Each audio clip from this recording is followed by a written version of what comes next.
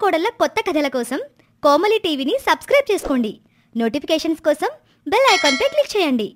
ఈరోజు మనం తెలుసుకోబోతున్న స్టోరీ వర్షంలో ముగ్గురు కోడళ్ల వంటలు. చాందిని, కోమలి, నీలిమ ముగ్గురు కూడా తోటి కోడళ్ళు. వాళ్ళొక రోజు అత్తగారి కోసం వర్షంలో కట్టెల పొయ్యి మీద వంట చేస్తూ ఉంటారు. పైగా ఆ సమయంలో పెద్ద వర్షం పడుతూ ఉంటుంది. అది గమనించిన వాళ్ల భర్తలు చాలా ఆశ్చర్యంగా పైకి చూస్తూ ఉంటారు. రే తమ్ముళ్ళు, మీ వదిన మరదలిద్దరూ ఎందుకురా అంత కష్టపడుతున్నారు? పైగా వర్షంలో అమ్మ కోసం వంట చేస్తున్నారు. నాకెందుకో చాలా అనుమానంగా ఉందిరా. వీళ్ళు ఏ లాభం లేకుండా అమ్మ కోసం వంట చేస్తున్నారంటే ఏదో సందేహంగానే ఉంది. నేను కూడా దాని గురించే ఆలోచిస్తున్నానన్నయ్య. వీళ్ళు అమ్మ కోసం వంట చేస్తున్నారేంటా అని. అసలు అమ్మ అంటేనే చిరుబుర్లాడుతూ ఉంటారు కదా, ఇప్పుడేమో ఇలా చేస్తున్నారు. నాకు విచిత్రంగానే ఉంది. నాకైతే మతిపోయేలాగా ఉంది. అసలు విషయం తెలుసుకోకపోతే నేను పిచ్చివాళ్లాగా మారిపోతానో ఏమో అని ముగ్గురు మాట్లాడుకుంటూ ఉండగా ఇంతలో తల్లి సూర్యకాంతం అక్కడికొచ్చి వాళ్లతో ఇలా అంటుంది. అరే, మీ ముగ్గురు అంత జుట్టు పీక్కోవాల్సిన అవసరం ఏమి లేదులే. అలా ముగ్గురు ఎందుకు అలా కాకపడుతున్నారో నేను చెబుతాను, ఏనండి. ఒక అరగంట క్రితం ఏం జరిగిందో చెప్తాను. నేను మీ నాన్న ఇంట్లో గదిలో కూర్చొని మాట్లాడుకుంటూ ఉన్నాము అని అరగంట క్రితం జరిగిన విషయాన్ని కొడుకులు ముగ్గురితో చెప్తూ ఉంటుంది సూర్యకాంతం. అవునే కాంతం, నీ దగ్గర చాలా బంగారు నగలున్నాయి కదా, పైగా చాలా పట్టు చీరలున్నాయి. అవన్నీ నువ్వు పెట్టుకోవడం లేదుగా.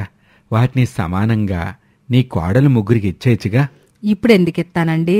నేను బతుకున్నంతకాలం నన్ను ఎవరు బాగా చూసుకుంటారో వాళ్ళ చేతిలో పెడతాను, కానీ ఇలా ముగ్గురికి సమానంగా అసలు ఇవ్వను. అయితే నిన్ను ఖచ్చితంగా మన రెండో కోడలు కోమలిని బాగా చూసుకుంటది. మన ముగ్గురు కోడళ్లలో కోమలి నిన్ను ఎక్కువ ప్రేమిస్తుంది. అయితే ఈ పట్టు చీరలు, నగలు, డబ్బు మొత్తం కోమలికే ఇస్తావన్నమాట. ఓ, తప్పకుండా ఇస్తానండి. నేను మాత్రం పోయేటప్పుడు తీసుకెళ్తాను ఏమిటి? ఆ మాటలు చాటుగా వింటున్న కోమలి తన మనసులో, ఏంటి మా అత్తగారు మామయ్య గారికి వాళ్ళ మనసులో నా గురించి ఇంత గొప్ప అభిప్రాయం ఉందా? నేను అసలు నమ్మలేకపోతున్నానే. ఈ నమ్మకాన్ని నొమ్ము చేసుకోను, గట్టిగా నిలబడాలి. మా అత్తయ్య మావని జాగ్రత్తగా చూసుకుంటాను. ఆ బంగారు నగలు, ఆ పట్టు చీరలు, డబ్బు మొత్తం నా సొంతం చేసుకోవాలి అనుకొని అక్కడి నుంచి వెళ్ళిపోయింది కోమలే. దాన్ని గమనించిన మేమిద్దరం చిన్న కోళ్ళ భలే బొట్లో పడిపోయింది. మిగిలిన ఇద్దరు కోడలకు కూడా ఇట్టాగి 2 బిస్కెట్లు వేసేద్దాం. అప్పుడే మన బాగా చూసుకుంటారు, లేదంటే మనకెదురు మాట్లాడుతానే ఉంటారు. అలాగే కాంతం, తప్పకుండా. అదుగదుగో పెద్ద కొళ్ళు వస్తుంది, మొదలుపెట్టు. ఈ వయసులో నేను బంగారం, పట్టు చీరలు ఏం చేసుకుంటాను? అందరికంటే నా పెద్ద కోళ్ళ చాలా మంచిది. నన్ను బాగా చూసుకుంటది. నా ఆస్తి, డబ్బు మొత్తం తనకే ఇస్తాను. తను నన్ను బాగా చూసుకుంటుందని నా నమ్మకం. నిన్నొక్కదాన్నే చూసుకుంటే సరిపోతుందా? నన్ను కూడా చూసుకోవాలిగా. ఖచ్చితంగా మిమ్మల్ని కూడా చూసుకుంటదండి. ఆ మాటలు వింటున్న పెద్ద కోడలు చాందిని, ఏంటి మా అత్తయ్య మావయ్య నా గురించి బాగా గొప్పగా మాట్లాడుకుంటున్నారు, పైగా బంగారము, డబ్బు, నగలన్నీ ఇస్తామంటున్నారే. ఎన్ని రోజులు వాళ్ళని సరిగా పట్టించుకోలేదు, అయినా కూడా నన్ను మంచిదనుకుంటున్నారు. డబ్బు, నగలు మన చేతికి వచ్చేంత వరకు మనం ప్రేమగా నటించాలి అని అనుకుని అక్కడి నుంచి వెళ్ళిపోయింది. ఇక అది చూసి వాళ్ళిద్దరూ బాగా నవ్వుకుంటారు. ఇక ఆ తర్వాత మూడో కోడలి గది దగ్గరికి కూడా వెళ్లి వాళ్ళిద్దరూ ఈ విధంగా మాట్లాడడం మొదలు పెడతారు. నీకు పిచ్చి పట్టిందా ఏంటి? ఈ నగలు, బంగారం అంతా చిన్న కోడలు నీలిమకిస్తానంటున్నావు. ఎందుకని? తను మమ్మల్ని బాగా చూసుకుంటుందన్న నమ్మకం నీకుందా? నాకు గట్టి నమ్మకమే ఉందండి. ఎందుకంటే నీలిమాకి కల్లా కప్పడం అసలు తెలీదు. మనిద్దరిని ఆమె బాగా చూసుకుంటది. మన చచ్చిపోయేంత వరకు కూడా తను మనల్ని కంటికి రెప్పలాగా చూసుకుంటది. అయితే తప్పకుండా మన ఆస్తిపాస్తులన్నీ కూడా తన పేరు మీదే రాయాలి. నా తదనంతరం అదే చేస్తానండి అని మేము మాట్లాడుకుంటున్నాం. అప్పుడు ఆ మాటలన్నీ నీలిమయ్యని, ఇదేదో నాకు గొప్ప అవకాశంలాగే ఉంది, ఈ అవకాశాన్ని వినియోగించుకుంటాను. అత్తమామయ్యలకి ఈ రోజు నుంచి మర్యాదలు ఎట్టాగుంటాయో చూపిస్తాను అని అనుకుంది. దాన్ని విని మేము సంతోషించాం. ఇక ఆ తర్వాత నుంచి మొదలైంది అసలు వీళ్ళ ప్రేమ మా మీద. నిజానికి డబ్బు మీద అనుకోండి ఆ ప్రేమ అంతా, అది వేరే విషయం. ఆ మాట చెప్పగానే వాళ్ళు ముగ్గురు పెద్దగా నవ్వుకుంటూ ఉంటారు. అమ్మా, ఆ తర్వాత నా భార్య వచ్చి నీతో ఏమందమ్మా? నీ భార్య ఏంట్రా? ముగ్గురు ఒకళ్ళ తర్వాత ఒకరు వేడివేడి అన్నం తీసుకుని మా దగ్గరకు వస్తేను, అత్తయ్య మీకు ఇష్టమైన కాకరకాయ కూర చేశాను, భోజనం చేద్దురు రండి అత్తయ్య. ఇంత రాత్రి సమయంలో కాకరకాయ కూర ఏంటి? అసలు బాగోదు అత్తయ్య, మీకు పెరుగన్నం తీసుకొచ్చాను, అది తినండి, చాలా బాగుంటుంది. అత్తయ్య మీకు ఇష్టమని పాలకూర పప్పు తీసుకొచ్చానత్తయ్య, తినండి అత్తయ్య అని ముగ్గురు ఒకేసారి వచ్చారు. ఏం చేయాలో అర్థం కాక ఆ ముగ్గురు వైపు అట చూస్తా ఉన్నాను. ఏంటి వీళ్ళిద్దరు నాకు పోటీగా వస్తున్నారు? ఏ రోజు లేంది ఈ రోజేంటో అత్తగారి మీద తెగ ప్రేమ కురిపిస్తున్నారు. ఏంటి మా అక్కలిద్దరూ అత్తగారి మీద ప్రేమ చూపిస్తున్నారు? కొంపదీసి వీళ్ళకి నగల గురించి తెలిసిపోయిందా? మా అక్క చెల్లి ఇద్దరు తెగ కష్టపడిపోతున్నారు ఎందుకో. ఒకవేళ నగల విషయం తెలిసిందా ఏంటి? తెలిసినా ఏం కాదులే, ఏం చేసినా అవి మొత్తం నాకే సొంతమని మా అత్తగారు అంటున్నారు కదా. వీళ్ళ కళ్ళబొల్లి కబుర్లు అత్తగారి ముందు అస్సలు సాగో అని అనుకొని మూతి విరుచుకుంటూ ముగ్గురు తినండత్తయ్య అని బ్రతిమిలాడ్డం మొదలుపెట్టారు. అప్పుడు సూర్యకాంతం వాళ్ళతో, అమ్మాయి రాత్రిపూట నేను ఇవి తిన్న కదా, నాకెందుకో కట్టెల పొయ్యి మీద కాల్చిన రొట్టెలు తినాలని ఉంది. కానీ బయట సుత్తనేమో బాగా వర్షం పడుతుంది. ఇప్పుడు కట్టెల పొయ్యి వెలిగించి వంట చేయడం అంటే మీకు సాధ్యం కాదు కదా. నాకు ఇప్పుడు ఏం వద్దులే, ఒక గ్లాస్ మజ్జిగ ఇవ్వండి చాలు. అయ్యో అత్తయ్య, ఏం మాట్లాడుతున్నారు మీరు? నేను బ్రతుకున్నానా చచ్చిపోయాను అనుకున్నారా? మిమ్మల్ని పస్తులు ఎందుకు పెడతాను? ఎంత కష్టమైనా సరే, వర్షం కాదు వరదొచ్చినా సరే మీకు నేను రొట్టెలు తయారు చేసి పెడతాను. చాందిని అన్న ఆ మాట విన్న కోమలి తన మనసులో, వామ్మో, నేను ఒక మెట్టెక్కి మరీ డైలాగ్ చెప్పాలి, లేదంటే మా అత్తగారు అక్క చెప్పిన మాటలకు పడిపోతుందేమో. అప్పుడు నా చేతికి నగలేమి రావు అని అనుకుని బయటికి మాత్రం ఇలా అంటుంది. అత్తయ్య, మీరు ప్రశాంతంగా అలా కూర్చోండి, మీకు ఇష్టమైన రొట్టెల్ని నేను తయారు చేస్తాను. వానొస్తుంది వరదొస్తుందనే మాటలు అస్సలు చెప్పను అత్తయ్య, ఎందుకంటే మీ మీద నాకు అంత ప్రేమ ఉంది. కేవలం నా చేతుల ద్వారా చూపిస్తాను.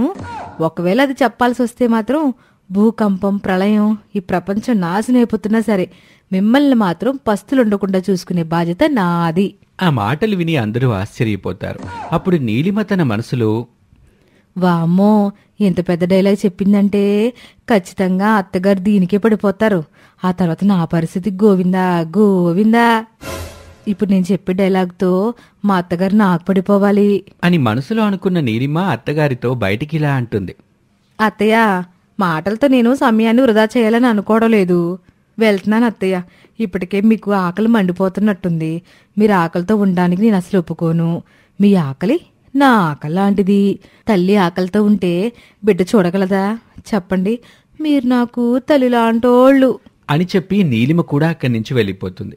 ఇక వాళ్ళిద్దరూ ఏమీ మాట్లాడకుండా అక్కడి నుంచి వెళ్ళిపోయి పెద్ద పాక ఏర్పాటు చేసుకుని అదే వర్షంలో వంట మొదలుపెట్టారు. అని జరిగిన విషయం అంతా అత్తగారు పూసగుచ్చి కొడుకులకి వివరిస్తుంది. ఇదంతా విన్నాక కొడుకులు పెద్ద పెద్దగా నవ్వుతారు. అమ్మా, నీ ప్లాన్ బాలే ఉందమ్మా. ఇక నీ కోడళ్ళు నిన్ను బాగా చూసుకోవట్లేదన్న మాటే ఉండదు. డబ్బుల కోసమైనా సరే వాళ్ళు నిన్ను ప్రేమగా చూసుకుంటారు. ఇక మాకు కూడా ఎలాంటి బాధ లేదు. అవునమ్మా, చాలా సంతోషంగా ఉంది. ముందు నీ తెలివితేటలకి మేము ఏం చేసినా చెల్ల తెలుసా, నువ్వు సూపర్ అమ్మా. అసలు నా దగ్గర కూడా మాటలే లేవమ్మా అని మూడో కొడుకు రాజేష్ కూడా అంటాడు. ఇక సూర్యకాంతం నవ్వుకుంటూ ఉంటుంది. ఇక వాళ్ళు ముగ్గురు అక్కడి నుంచి వెళ్ళిపోతారు. సూర్యకాంతం తన భర్త రామారావు కూడా వాళ్ళ గదుల్లోకి వెళ్ళిపోతారు. పాపం తోటికోడలు ముగ్గురు బాగా కష్టపడి అత్తగారికి కావాల్సిన రొట్టెలు తయారు చేసి ఆమె దగ్గరకు తీసుకుని వెళ్తారు. మీరు ముగ్గురు కష్టపడి రొట్టెలు తయారు చేసినందుకు చాలా సంతోషంగా ఉంది. మీరు చేసిన అన్ని రొట్టెల్ని రుచి చూస్తాను అని చెప్పి వాటిని రుచి చూస్తుంది. అవన్నీ చాలా బాగుంటాయి. మీరిలాగే ఎప్పుడూ కలిసిమెలిసి పనిచేసుకుంటే నాకు చాలా సంతోషంగా ఉంటుందమ్మా. గొడవలు లేకుండా ఉంటే మీ అందరికీ నేను ఊహించని బహుమతులు ఇస్తాను అంటుంది సూర్యకాంతం. ఒకవేళ మీలో ఎవరితోనన్నా గొడవ పడితే మాత్రం వాళ్ళకి ఆ బహుమతి ఇవ్వను అని చెప్తుంది. అది వినగానే కోడళ్ళు తన మనసులో, అయితే ఈ రోజు నుండి జాగ్రత్తగా ఉంటాను. నా పెర్ఫార్మెన్స్ చూపించేస్తాను. మంచితనానికి పట్టుచీర కట్టినట్టుగా ప్రవర్తిస్తాను. అప్పుడు అత్తగారు ఎక్కువ బహుమతులు నాకే ఇస్తారు.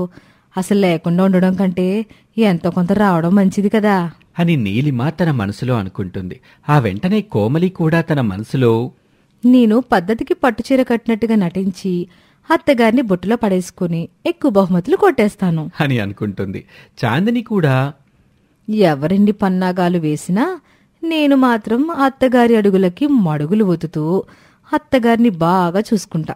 బహుమతులు ఎక్కువగా నా సొంతం చేసుకుంటా అని అనుకుంటుంది.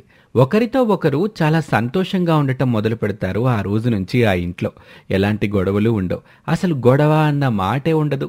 ఇదంతా చూస్తున్న అత్తగారు, మామగారు, భర్తలు అందరూ సంతోషంగా ఉంటారు. ఇలాంటి వీడియోల కోసం మా ఛానల్ని సబ్స్క్రైబ్ చేయండి, లైక్ చేయండి, షేర్ చేయండి. అలాగే మీ అభిప్రాయాన్ని కామెంట్ రూపంలో తెలియచేయండి. Thank you for watching. ఏంటండి అట్ట కూర్చుని ఆలోచిస్తున్నారు? ఏంటో అత్తమ్మ, చాలాసేపటి నుంచి మావయ్య అక్కడున్న చెరువు వైపే చూస్తున్నారు. ఏంటండి అంత పరధ్యానంలో ఉన్నారేంటి? ఏం లేదు కాంతం, ఎప్పుడు చూసినా మన ఇంటెదురుగా ఉన్న చెరువు ఖాళీగా ఉండడం మాత్రమే చూసాం. కానీ ఇప్పుడు నిండుగా ఎంత బాగా కలకలాడుతుందో చూడు. అవునండి, నేను గమనించలేదు. చూడ్డానికి చాలా బాగుంది. వర్షాలు ఎక్కువ పడ్డా ప్రమాదమే. చెరువు నుండి ఆ నీరు రోడ్ల మీదకి వచ్చేసుద్ది. ఇది వర్షాకాలం, ఎక్కడ పడుతుందో ఎక్కడ తక్కువ పడిద్దో ఎవరికి తెలుసు. తీసుకోండి అత్తమ్మ కాఫీ. మావయ్య మీరు కూడా కాఫీ తీసుకోండి. నాకు ఒక ఆలోచన వచ్చింది కాంతం. ఏంటండి అది? నాకు చేపల కూర తినాలనుంది ఈ వర్షంలో. మీ కోరిక బాగానే ఉంది గాని వర్షంలో చేపలు ఎక్కడ దొరుకుతాయి? మనసు పెట్టాలి గాని ఏదైనా దొరుకుద్ది. అవునా? అయితే మీరు వెళ్ళి తీసుకురండి వర్షంలో. అత్తమ్మ నాకు ఒక ఐడియా వచ్చింది. చెరువు దగ్గరికి వెళ్ళి గట్టిగా అరవండి. ఈ అరవటం ఏంటమ్మా? ఏం లేదు మావయ్య, అత్తయ్య గట్టిగా అరిస్తే మనమే ఇంట్లో భయపడిపోతాం కదా. అలాగే అత్తమ్మ చెరువు దగ్గరికి వెళ్ళి గట్టిగా అరిసింది అనుకోండి, చేపలు వల వేయకుండానే ఒడ్డున పడిపోతాయి.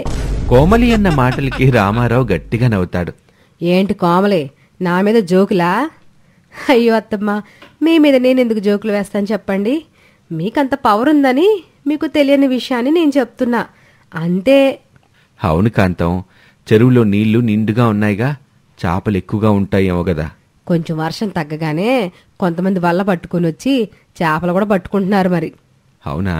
అవును మావయ్య, మనమే పనిలో పడి మర్చిపోయాం వాటి గురించి. సర్లే, నేను కూడా వెళ్ళి తీసుకొస్తానులే. అలా రామారావు చెరువు దగ్గరికి వెళ్ళి వల వేసి చేపలు పట్టుకుంటాడు. చూసావా కాంతం, వర్షంలో చేపలు దొరకవు అని చెప్పావు.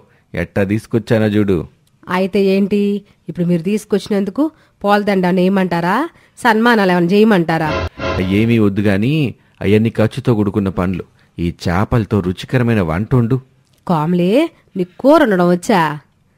ఈవిడేంటి నాకు కూర వండడం ఉంటుంది? నాకేమో చేపల కూర వండడమే రాదు. ఈ దెయ్యాలు అత్తమ్మకు చెప్తే ఏముంటుందో ఏంటో. ఏదో ఒకలా మేనేజ్ చేసేద్దాంలే, ఎలాగో ఉండి పడేస్తా. ఏం ఆలోచిస్తున్నావు కామ్లే? నీకు అసలు వంట వచ్చా రాదా? ముందు చెప్పు. బ్రహ్మాండంగా వచ్చేత్తమ్మా. సర్లే, ఈరోజు కూర నువ్వండి. ఇంతలోనే అక్కడికి రాజేష్ వస్తాడు. అమ్మా, ఎవరిని పట్టుకుని ఏం మాట్లాడుతున్నావు? ఏమైందిరా నీకు? అదే నిన్నడుగుతున్నానమ్మా, ఏమైంది అని. అసలు ఎవరిని వండమంటున్నావు తెలుసా?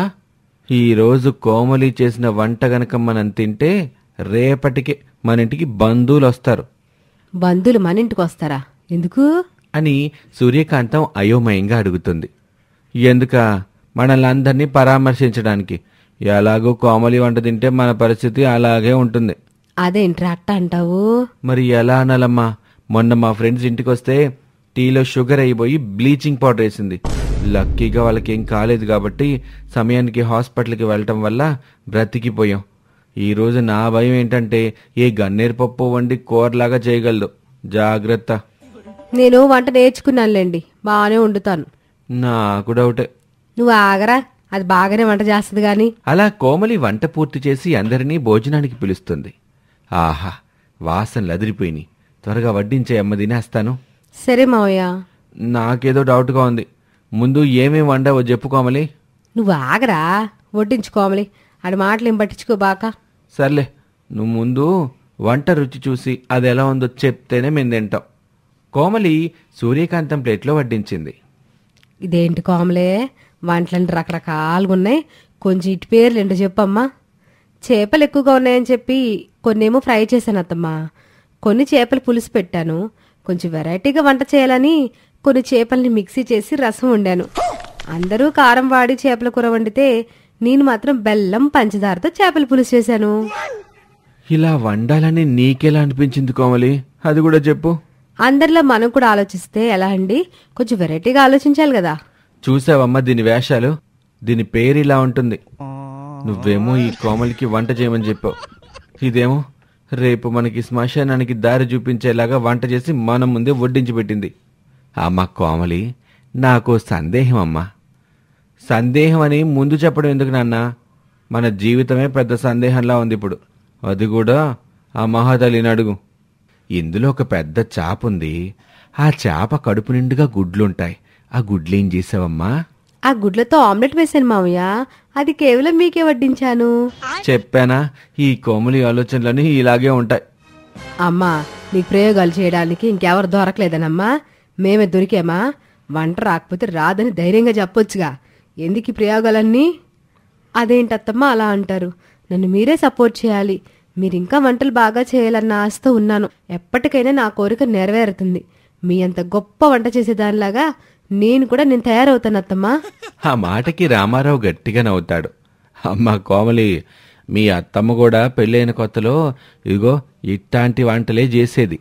మీ అత్తమ్మ నీకేం తక్కువ కాదులే అమ్మ.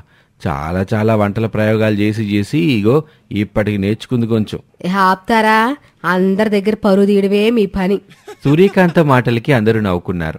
రాజేష్, మార్కెట్కి వెళ్ళి చేపలు తీసుకురా, నేను వండి పెడతా మీ అందరికి. ఇంతలోనే అక్కడికి పక్కింటి శాంతం వస్తుంది.